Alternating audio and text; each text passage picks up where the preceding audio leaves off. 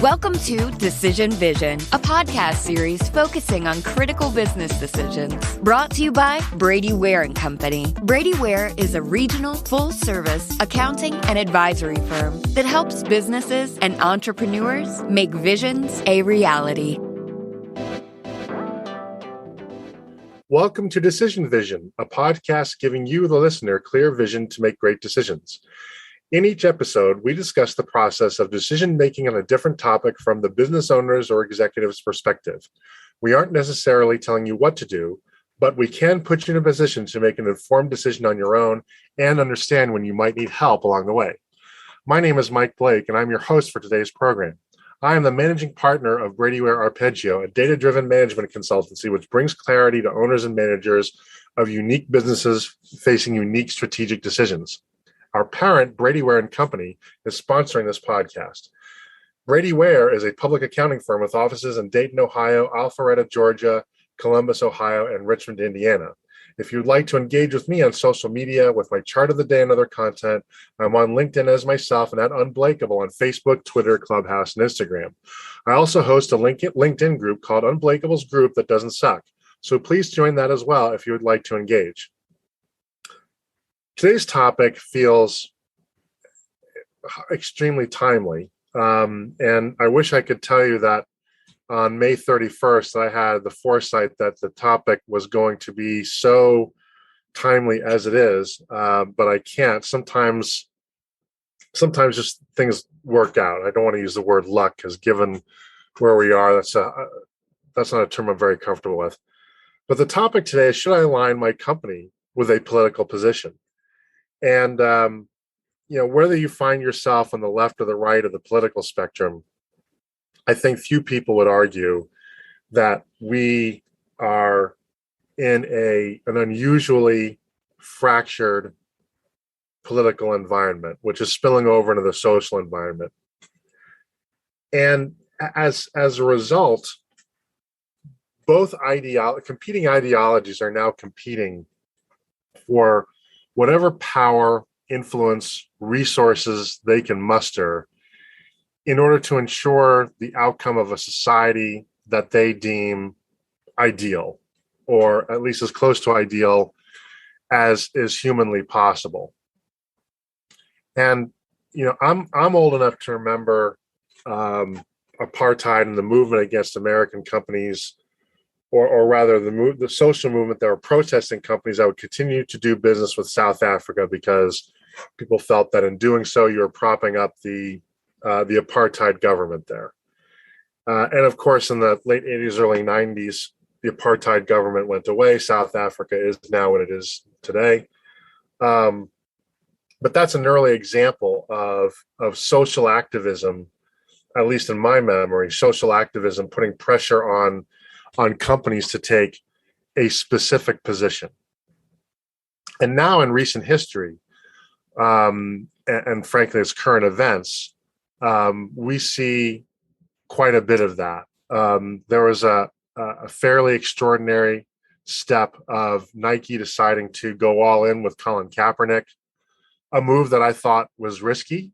I still think it was risky, but it did work out for them. It turns out the 100 people or so that burned Nike shoes on YouTube were probably about the only 100 customers they lost, and their stock price has gone through the roof ever since. And one of the object lessons there is you have to be careful. Just because you see somebody on the media saying something or doing something, that doesn't mean that there's a critical mass of support behind it. And more recently, we have seen the fight between the government of the state of Georgia and Disney. And now and we've seen it with companies lining up on two sides of the Russia-Ukraine war. Most now, I think, companies, some of them somewhat belatedly and even perhaps begrudgingly, are choosing to withdraw from Russia as a show of support for the Ukrainians in that particular war. And now that we find ourselves in the wake of the Texas school shootings and the Buffalo hate crime shootings, the next battleground clearly is going to be gun control And then later this year, it's a drop dead certainty that abortion is going to be a position that consumers are frankly just going to demand that companies take a position on. I remember in college, Peter Illich, a practicing Catholic, was very supportive of anti-abortion causes, and that did hurt for a long time Domino's position in the college market, which tend to skew more liberal. But the point is that, to my mind anyway, this notion of companies that are going to be asked to take a public political position, and not only take a public position but actually act on it, possibly to the short-term apparent detriment to their businesses, I think is something that is likely here to stay, at least for the medium term. And that means that as business owners, as business decision makers and advisors, we're going to be in a position of making that decision, like it or not, and helping other people make that decision. And so joining us today to help us understand at least his perspective on this, and I think his perspective is quite valuable and learned, is Peter Barron, who is CEO of Carabiner Communications, which is a leading full-spectrum marketing and public relations firm. Founded in 2004, they have a proven history of helping companies tell their most engaging stories and navigate a path to success. As their name implies, the agency helps B2B tech and healthcare organizations get connected to their targeted audiences and the influencers who have their ear. The Carabiner team is comprised of experienced professionals whose services include messaging and branding, content development and marketing, public relations, lead generation, and more.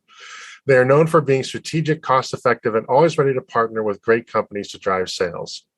Although Peter began his career with a large public relations agency in New York City, he ultimately found his way to the warm and sunny South and made it home.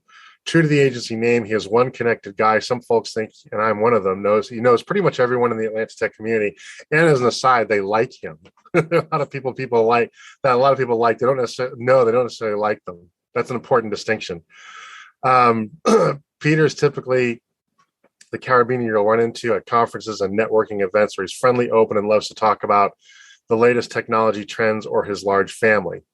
While Peter drives agency direction and business development for Carabiner, he also consults frequently on accounts and offers high-level campaign strategy. He loves to brainstorm, and I can attest to that. He also enjoys the great outdoors, including hiking, kayaking, and camping, great places for brainstorming. And fun fact, you may not realize it since he dropped the accent years ago, but Peter's from across the pond, and he's an expatriate of the United Kingdom. Your Majesty, Peter Barron, welcome to the Decision Vision podcast, or Your Excellency. Thank you. It's so good to be here. Thanks, Mike. Great topic. So great to see you again, and thanks for coming on to talk about, frankly, what I think is a very difficult topic. And I imagine if you're not getting questions about it now, you're going to quite a bit. Businesses seem to be more willing to align themselves with political causes, I think, than they have in the past. Do you agree with that observation? If so, why do you think that is? I think so. It's certainly more visible than it has, but I think the thing to realize is not necessarily because of PR guys like me, and I've been doing this since 1985, so it's been a few years. And I think back to my education and the things that we were taught,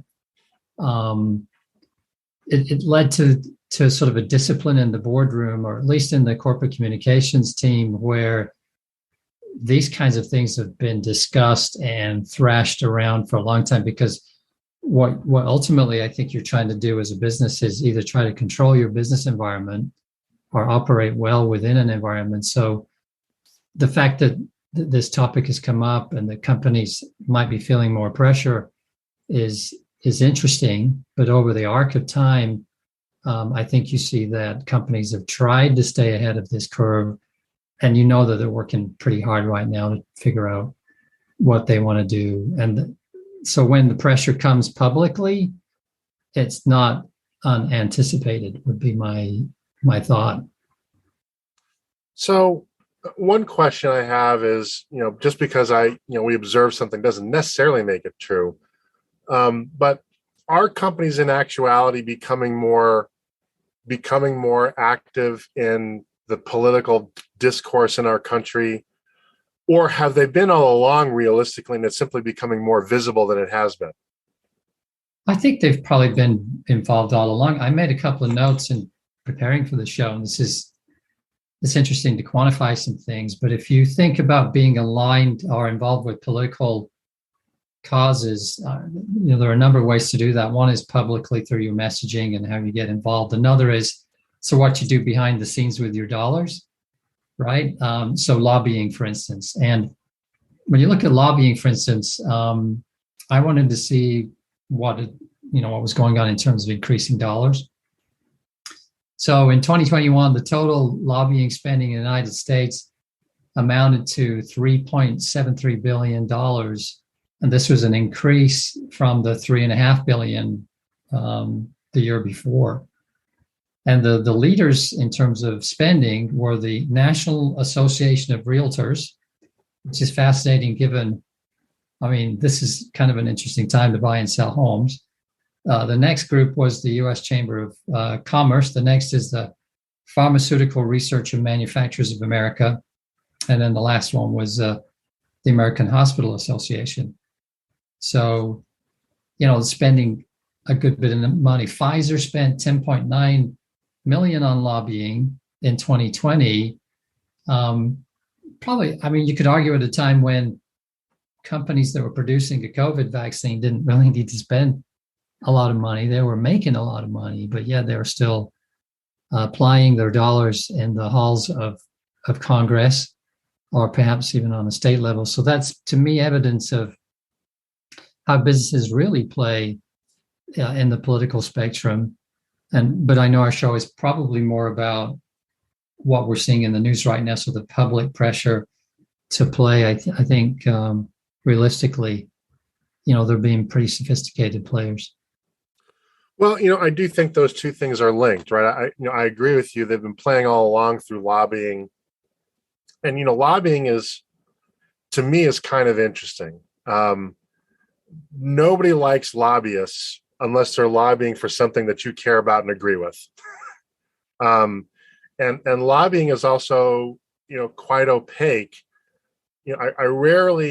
I cannot remember the last time, I'm sure it's happened, I just can't remember, but I can't remember the last time a specific company, a trade association, yes, like the NRA, sure, but a specific company has been taken to task over their lobbying activity, right? I just don't think it's really, I don't think, for whatever reason, it's not considered a part of the brand, or maybe it's just simply on some level expected once your company achieves a certain critical mass. But beyond that, now, what are you seeing companies considering as actions they might take to go beyond simple lobbying? And I'll put campaign donations in sort of the same bucket because they're not quite as visible. What steps are they considering taking now? Yeah, lobbying and donations, of course, are the first two things that you see, but activism and encouraging their workforce to do something. This is not a particularly charged example, but you've got a lot of companies that like to steer their employees into doing things like Habitat for Humanity, right? Home Depot doing these crews where they go out and help build homes. I think that's more of a grassroots effort. There are lots of companies doing that. Many of them are forced into doing things with compliance. So you look at environmental, social, and governmental ESG compliance requirements in the construction space. I'm not an expert there, but I've read a little bit about it recently. But there were a lot of requirements for LEED buildings, right? These are buildings that are built using standards that indicate that the materials are sourced reasonably locally and that sustainable methods are being used.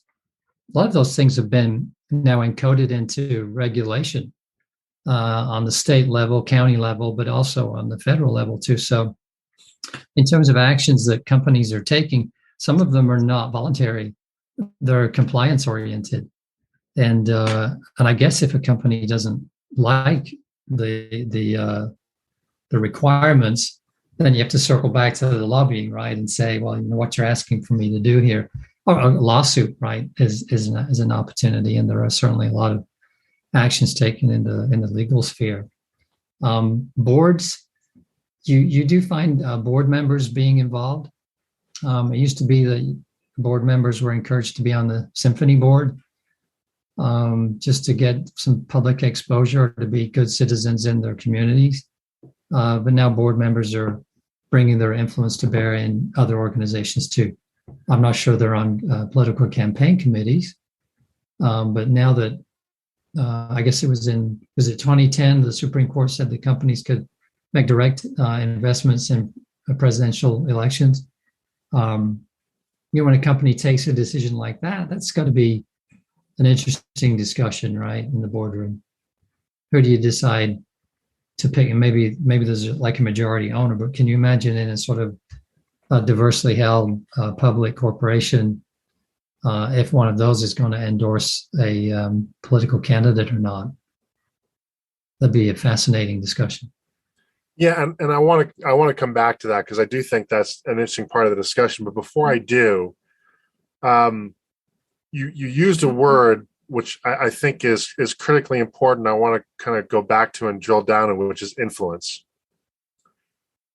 I speculate, but I don't know. I don't have the data to support this. I don't know if the data exists, that at least some of these politically oriented activities are intended to simply gain influence in government rather than embrace or espouse or promote a particular political position. Indeed, I think I've seen a number of instances where the same company has made campaign donations to opposing candidates in the same election. Right. In some respect, that tells me that they don't really care who wins. They just want to make sure that there's somebody that whoever wins is going to take their phone call. Yeah. Yeah. It's kind of a funny fact now that Trump has come and gone, but prior to Trump running for president, 50% of his donations went to the Democrat Party and the other 50 to Republicans. So, I mean, that kind of underlines your point in kind of a highly public, funny way. I do think that, yeah, sort of maintaining the business environment is one of the sort of top responsibilities for any of these big businesses. But as you were reading the introduction to the show, you talked about unique businesses. And I think a lot of our discussion so far has involved big businesses, highly public.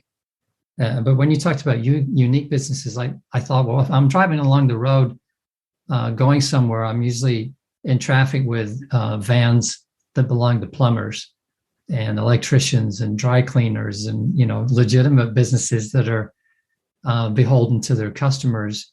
And they wake up every day trying to find parts so they can fix things or source products so they can sell them and install them and trying to do good work and try to hire people. And, we never know or ask, what causes they're supporting. So part of the discussion is interesting is that what part of our economy, which is mostly small businesses, even care about this?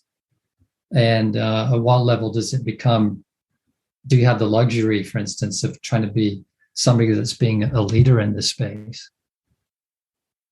Well, and now this circles back nicely, I think, to the question about the boardroom is that how do you suppose, maybe you've been in those discussions, I have not, but how do you suppose those discussions go? Is it a CEO, is it a board member or a member of the executive team says, hey, our company has an obligation to take this particular stance? And it seems to me there are really two questions to be answered. Number one is, A, do we want to take and spend shareholder capital on any stance whatsoever, at all? And then B, you're going to pick a side, right? How do you do that? And what are the implications? Yeah. How do you even broach that? I mean, just that conversation internally, unless you're really sure that everybody's just aligned, that has the capacity to destroy a management team in about a half an hour, doesn't it? It does. And you should have a board that has diverse opinions, right? Where they can speak openly and debate with one another, but hopefully reach a consensus at some point. One thing that I've observed over time is that large corporations spend a good bit of time and money on risk evaluation. And this information is regularly discussed in board meetings. And so this sort of climate unless you're brand new to a board, if you've been on a board for a number of years, every meeting you've got this sort of evaluation of risk and the climate that they're involved in. And so their comments are always going to be made inside of that sort of soup mixture. So the question I would have is, given that you understand what the primary risk factors are for your business, let's say you're Georgia Pacific and you're still doing generating electricity from coal-fired plants, or you're Home Depot and you're sourcing wood from places like the Amazon, all of these sort of hot button issues, you're aware of these things from a risk standpoint, and you probably persist in doing them. Like, so the energy companies that are still, getting oil out of fracking operations, even though they're highly unpopular. It's like it seems like the businesses persist in doing things the way that they're currently set up until a point it becomes not as big of a risk for them to make a change. Does that sound cynical? I think that's part of the evaluation that the board is almost required to make, right? Is when is the right time for us to leave this sort of maybe older, dirtier way of doing things, or a way that's marginalizing a group of people. Is now the right time for us to do that without breaking the company? And there might be some people out in there that say, I don't care if it breaks the company. Let's go ahead and do it anyway. So, you mentioned something else in passing. I think is quite interesting. I want to come back to that. And you talked about wanting boards to be diverse and bring diverse opinions to the table.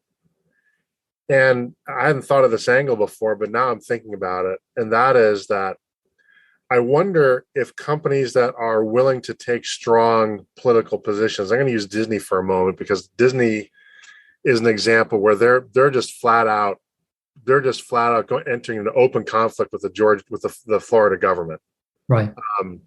And they've basically said, we'll go toe to toe. We can match you dollar for dollar in court and probably can outmarket you. I wonder if that suggests that Disney's board may not be all that diverse. If they are able to take such a strong position that they're willing to openly confront, and in some respects, I guess, really defy the wishes of the government of their host state. It seems implausible to me that it's possible to get a truly independent and diverse board in full alignment over such a strong, risky position. That's interesting.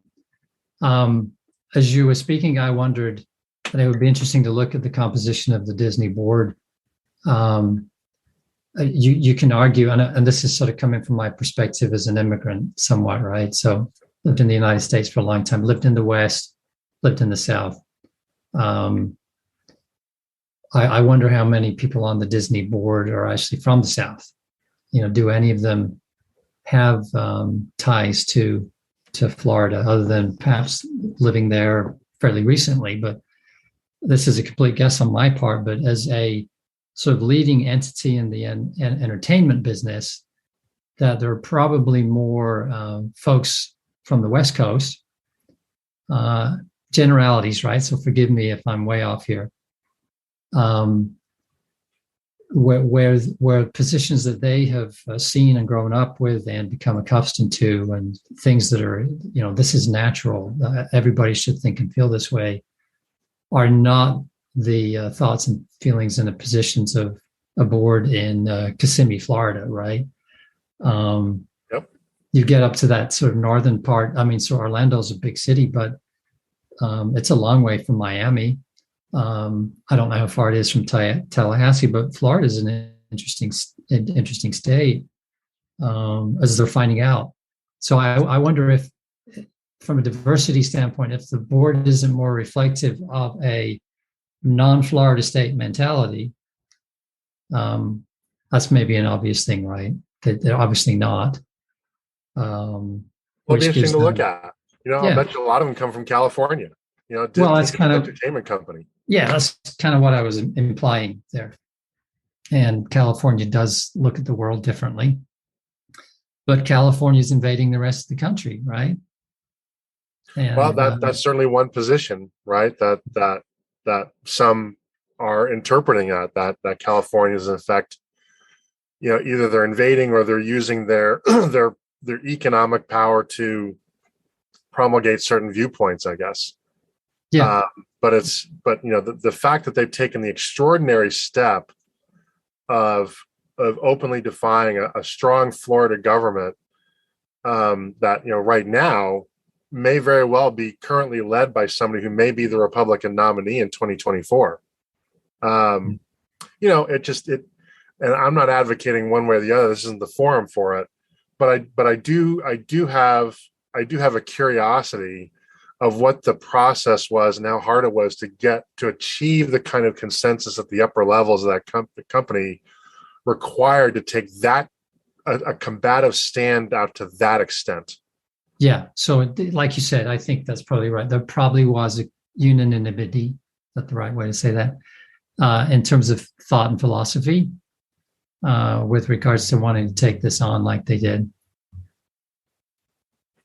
So, I'm going to ask you a very unfair question because you're not a sociologist, but I know this is something you think about. In your mind, do you have a view as to the social implications of corporations aligning themselves politically like this? Is it, in your mind, something that that can be distorting to society, something that can be helpful? Or maybe you haven't even sorted it through yet, but what do you think are the implications? Yeah, I do have a thought or two. They tend not to be political, but social. So I don't have any Tom's shoes, but I like the fact that Tom's gives a pair of shoes away when somebody buys a pair of shoes. I think that's really cool. And there are others, that do it with socks or other materials as well. And when you look at and you read about some of these companies, I know Zappos is involved with social causes too. You realize that they're coming from places where the leadership of the company has genuine concerns, and they tend to be apolitical, but wanting to address a broad need, sometimes overseas, sometimes domestically. When you look at a political stance that a company has taken, and does that have a social impact? I've done a little bit of reading, and I'm sort of trying to remember myself. I can't see that it's had a sort of overly negative impact. You look at companies, again, not political, but you look at somebody like Chick-fil-A, who is probably making decisions from a religious philosophy, opening their store 6 days a week instead of 7. They're the number 5 fast food company and rising in sales all the time, and yet there have been periods through the last few years where there've been boycotts, right, because of the thoughts and beliefs and opinions of or perceived thoughts and opinions of their leadership. It hasn't seemed to have affected their growth. Now, there might be people that won't eat there and never will. But to your point in the opening with Colin Kaepernick and the Nike, maybe the 100 people that burned their shoes were the only people that stopped doing business with them. So I wouldn't imagine that companies taking political stances in terms of it helping or hindering their business, it tends not to be that dramatic. And if you've got a second, I found a quote here. This is from a McKinsey report. Is talking about, this is a professor at Northwestern University Kellogg School of Management, noted that in 2019, taking a political stance can be good for business. However, to be successful, the key is for companies to know who they are and who their core shareholders are and what those stakeholders believe in. The article goes on to note that we live in an era of easy outrage, but King said that when consumers threaten to boycott a brand, the company's reputation will generally be affected more than its finances. In that light, it also seems to evolve into an era of quick forgiveness. That's the quote I was trying to find. It's not the Unilever quote, but it does seem interesting that when people are making decisions about where to spend their money, it doesn't really seem to make that big of a difference. Yeah, and I've seen similar data. The Economist had a good article, I'm going to say about 3 years ago, that basically showed that for the most part, boycotts don't work.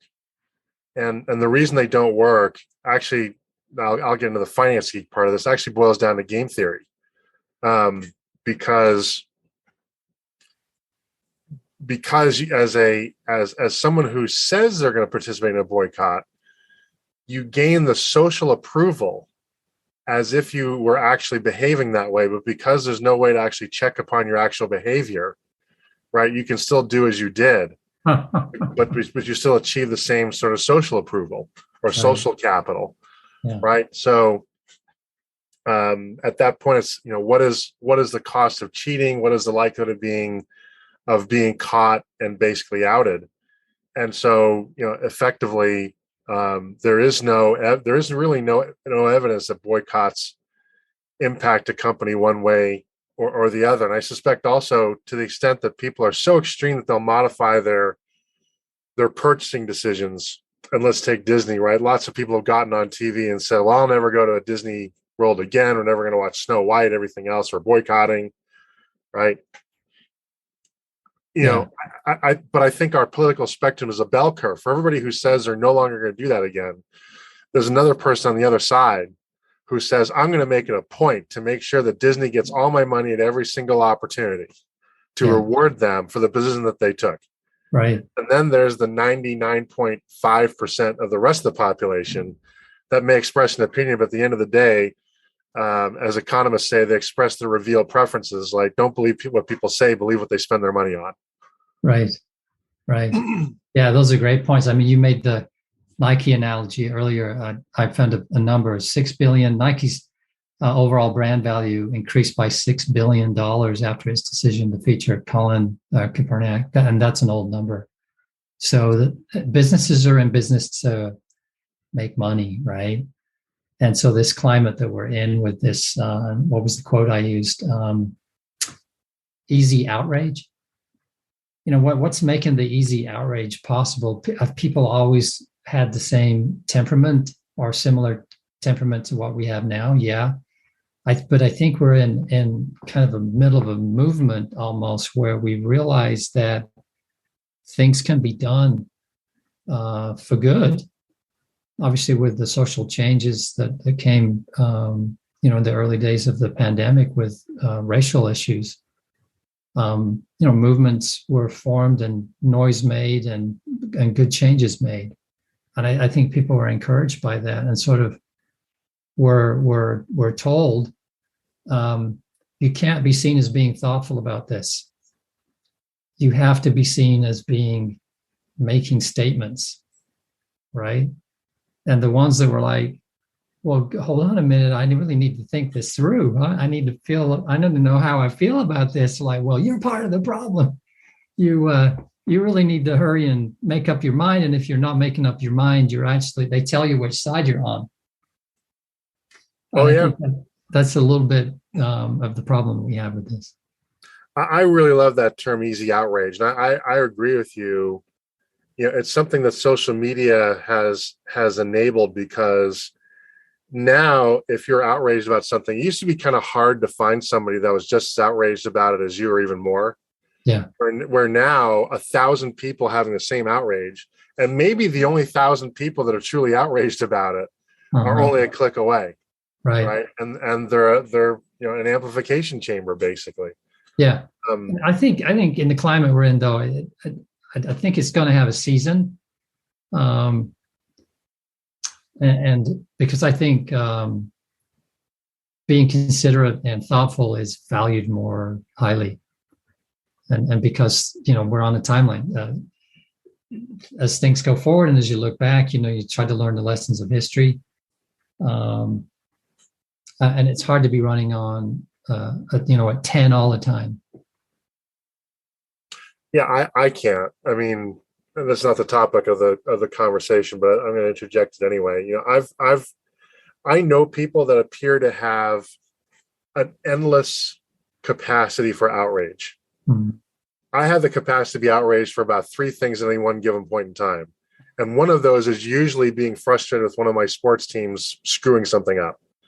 And it takes a lot of energy. But now coming back to the actual topic, I do wonder, and maybe this is too cynical, but there's data to back this up. I now kind of wonder if outrage sells. And my support for that is that The Economist, again, I should be, every time I mention that, I should be getting some kind of royalty. But anyway, they published a great article about 2 years ago that outlined the case that the more outrage a media outlet generates, the more profitable they are. Yeah. And they're more profitable because people who are outraged are going to spend more time in the place that feeds their outrage, because in effect it's a dopamine manipulation. When somebody's sort of satisfying your outrage, right, there's a hormonal reaction. And second, when those people self-identify, and this gets into your neck of the woods, Peter, is what a great way to identify your customer avatar, right? They're screaming at you all the time saying, this is the one thing that I care about. And so, as opposed to the olden days where 50% of advertising was wasted, right? In an outrage environment now, in the right kind of medium, you're getting 90% efficiency in your advertising dollars now. Yeah, I totally agree. Yeah, I mean, if you look at some of the billionaires that make investments politically, several of them are from this industry that really makes a lot of money from fanning the outrage, right? So you've got Rupert Murdoch, with the Fox Group, and you've got Michael Bloomberg. There's a number that directly benefit from people tuning in and persisting to tune in. I think Elon Musk is another. Yeah. The whole Twitter thing. I mean, it's a platform for people to listen to thoughts and opinions all the time. And a confession, a number of years ago, probably 20 years ago, I would be driving around a lot in the car to meetings and would listen to AM radio. And I found it very stimulating and interesting, but also enraging. And then I realized that it was sort of coloring my thoughts and opinions of people. So I couldn't almost enter a room without trying to figure out who was what. Mm. And I decided that, that's not the way I want to be. I like people, and I want to sort of treat them for who they really are. And I stopped listening to it. And then I realized, boy, my life is so much happier now. Plus, I'm not listening to as many commercials. And then I thought, okay, yeah, that's the whole deal, right? They want to keep me on the line to have me listening to commercials. And, so that's the moneymaker for all of this. Let me engage these people so that they'll keep coming, and I can keep putting commercials in front of them and making money. But, having said that, I think, for instance, if you look at the sort of right-hand side of the spectrum and the left, both of those, I think, have kind of shot all their bullets. And, declining audiences, people are just sick of it. They especially when, the war in Ukraine started, people wanted to find other sources for information. And I'd be looking at the German, the French, the British streaming broadcasts. I even was looking at Al Jazeera just to try and figure out, where's the real information here. Completely didn't even consider the sort of two main U.S. sources of information. And I think a lot of people are either getting to that point or have gotten to that point. Well, what does that say for audience loss, losing customers? Too much of the same thing all the time, milking it until you've lost the trust of your customers. To me, that's not doing your business a favor. So in your mind, when companies are choosing to align with some political position, do you think that that's being led top down, that the company executives are saying, are in effect thinking, because we have this resource, because we have this audience, and because we have this money, we have an obligation to do something? Or do you think that it's more being led, our customers who align with us expect us to do something, and therefore we have to take a position, or our customers will start to be confused with our why? Yeah, I've got two answers. One of them is Koch Industries, and the other is a quote from Unilever, right? So Koch Industries is it's not Coca-Cola, KOCH. Yep. They own Georgia Pacific and several others. I think are probably I know they're at least a $15 billion, maybe a lot more. Their political involvement is really driven by the ideology of the two brothers that own this immensely huge private company. I know there's probably a lot of people that work at Georgia Pacific that don't side with the views of their owners, right? I know someone who quit Georgia Pacific over it. Yeah. And actually, we were doing work for them when Coke bought them, and there were a lot of people that were not happy with the sort of leanings of the Koch brothers, and others that were. So some corporations make their decisions based on, the very top level. This is kind of their ideology, and they're going to use their resource pool to take care of it. But then you look at the other side of the coin. That's a quote from Paul Pullman, the CEO of Unilever. He said, I've seldom met a customer, and I go on a lot of home visits, or I go around with shoppers, and I've seldom met a consumer who buys our wonderful Knorr products, or Lipton, or Omo, or Skippy because they like our strategy. And so our business is a very simple one of getting the right products at the right place and at the right quality and at the right price all the time. I thought it was fascinating, given that this guy is kind of well known for making comments about social causes, that really what they're about as a company. And he's going on home visits. How many CEOs actually go to see somebody that buys Skippy peanut butter? Well, and I would argue that's probably why they've enjoyed success. But that says a really interesting thing, and that at the end of the day, consumers have a problem they've got to solve, right? And if the company is solving that problem well and better than a readily available alternative, then perhaps a lot of customers will just sort of turn a blind eye, or frankly just will override it, saying, yeah, I don't love the fact that the Koch brothers presumably are contributing heavily to Republican candidates. But on the other hand, they have the best flooring at the best price. They can have it on my job site in 2 days. I have a business to run. Yeah. And I wonder if what we're discovering here is that when businesses take a political position, they are expressing a high level of confidence in their market power, right? That they aren't going to alienate customers, because it is hard for them to switch. It'd be more painful for them to switch than it would be to continue to pay money that they know may ultimately be directed at a cause to which they are opposed. Yeah, I think that's a good summation. In fact, if you were to try and look for an example of a company that really suffered because of taking a political position, it might be hard to find one. And I was going to ask about that. I know that there are small companies that might have.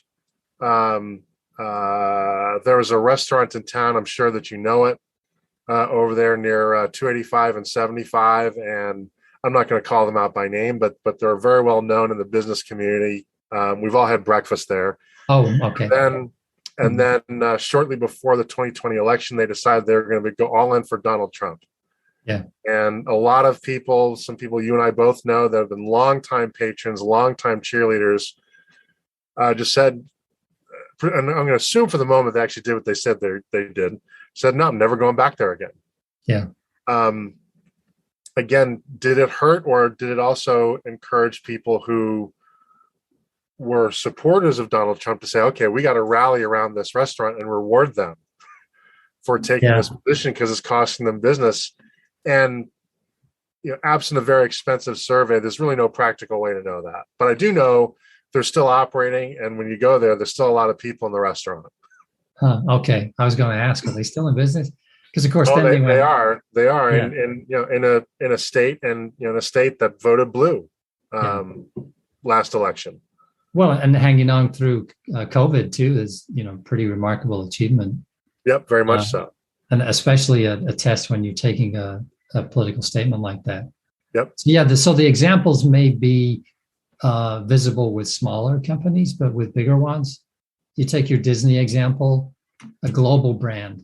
Nobody in France or England or Germany or Japan is going to even know about the stance that they're taking with Florida, right? They're just going to want to tune in and continue to enjoy the content. And they're going to continue to pump out that content. That's why they have a relationship with Disney. Well, and maybe something to this. It'd be fun to research, see if anybody's done a paper on this. But I think Disney has a certain amount of monopoly power. They're the preeminent brand in amusement parks, with all due respect to Six Flags. I think the Disney brand has a greater mystique to it. Yeah. And the fact that they own so many entertainment properties from Mickey Mouse to Star Wars, right? And I think they don't own Marvel. I think they do. If they do, good for them, because Marvel has been a gold mine. Yeah. So I do think that they own Marvel, and of course they own ESPN, which means they own a lot of the sports franchises. I wonder if part of that conversation, and this can be painful for some people to hear, is Disney says, you know what? They're going to be mad. They're going to go away, but they're going to go away for a while. But eventually, their kids are going to say, "I want to watch Star Wars. Right. I want to watch Marvel." And as a parent, there's a limit to how long you're willing to sort of allow that to go on for some people. I know I wouldn't be that committed. I'm like, okay, here's Luke Skywalker. Go. Yeah. I totally agree. I mean, and when you watch that content, it doesn't come with a warning. Right. Oh, by the way, this is the stand that they took in 2022 in Florida. It's just not going to linger, right?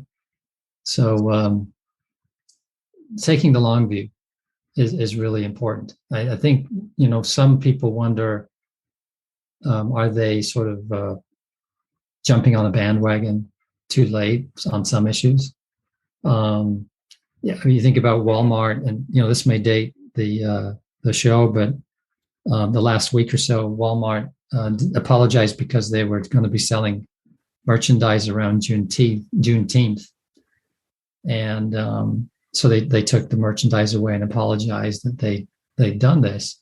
And then there's a variety of comments that are made after the fact, and some of them saying, well, they should have kept it in there because there's probably a lot of people in the United States that don't even know what Juneteenth is, and that they're bringing visibility to this.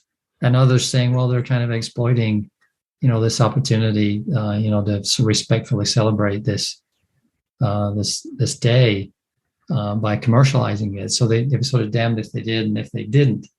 But nonetheless, here's this global corporation that felt like they made a misstep and had to pull back and apologize.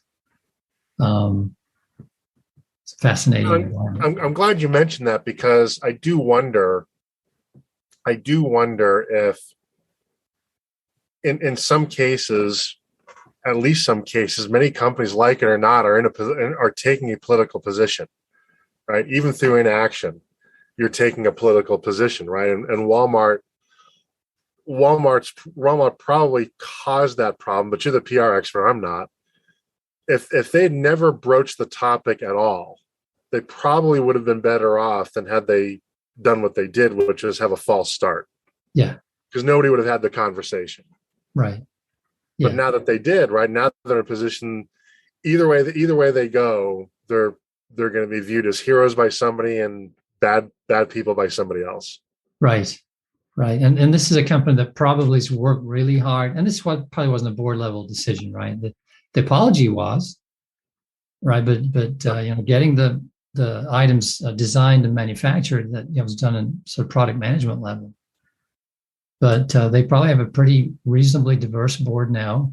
Yep. And that discussion to pull the products and apologize went through that forum, I would think. And you can second guess it now, but they made the decision. It probably made clear sense.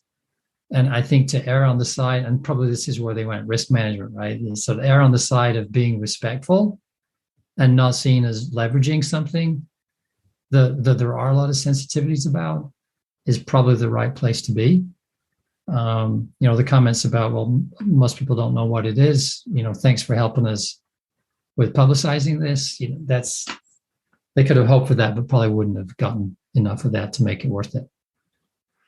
I'm talking with Peter Barron, and the topic is, should I align my company with a political position?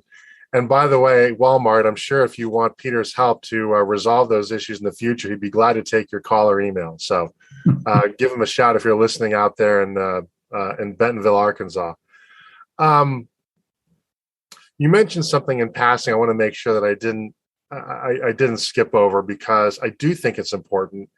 And that is, in your view, is the timing of taking a political position an important factor in the decision, right? Being an early adopter, if you will, versus a latecomer.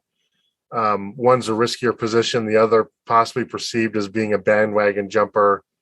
What's your view on that? If a client is asking you, hey, should we take this position early or late? What do you think you'd be more likely to advise? Yeah, I like that question. I think it's really, really a tough one. So through the lens of history, people are buying Mercedes-Benz despite decisions they made during World War II.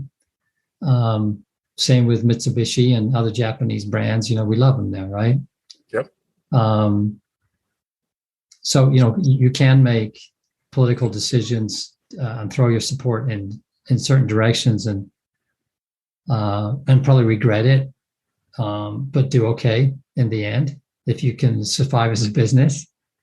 And I think what we've decided through our conversations, there aren't many political decisions that are made that are existential for corporations. They may affect profit, but if you're taking the long view, then it's a different discussion. And I think that's my advice is, take a long view, have a hard look at your customers, drive like the Unilever guy over to the customers and find out, how they're enjoying the Skippy peanut butter and what's their life like, and realize your position with them. You're a supplier of a vessel that you screw the top off of and they put a knife into and spread it on bread, right? That's who you are. Don't get ahead of yourself. And, don't feel like you've got this right to change the world. So you certainly have clout and the ability to do some things, but, be careful about how you view yourself in the world. It's a timeline that you should really be considering. Getting in too early, getting in too late. I haven't done enough research to know if that really hurts or helps. Publicity-wise, yeah, getting in early is obviously better for publicity. Peter, this has been a great conversation. I have a bunch of questions that I could have asked, but we've had such a thoughtful conversation. We just don't have the time. So I'm sure there are questions that either our listeners wish we would have covered or wish we would have covered more than we did. If somebody wants to contact you for advice on this question, can they do so? And if so, what's the best way for them to contact you? Yeah, best way is probably email, which is pbarron, Baron, at Carabiner Comms, which is CARABINER.com. That's going to wrap it up for today's program. I'd like to thank Peter Barron so much for sharing his expertise with us. We will be exploring a new topic each week, so please tune in so that when you're faced with your next business decision, you have clear vision when making it. If you enjoy these podcasts, please consider leaving a review with your favorite podcast aggregator. It helps people find us so that we can help them. If you would like to engage with me on social media with my chart of the day and other content, I'm on LinkedIn as myself and at Unbreakable on Facebook, Twitter, Clubhouse, and Instagram. Also, check out my LinkedIn group called Unbreakable's Group That Doesn't Suck. Once again, this is Mike Blake. Our sponsor is Brady Ware and Company, and this has been the Decision Vision Podcast.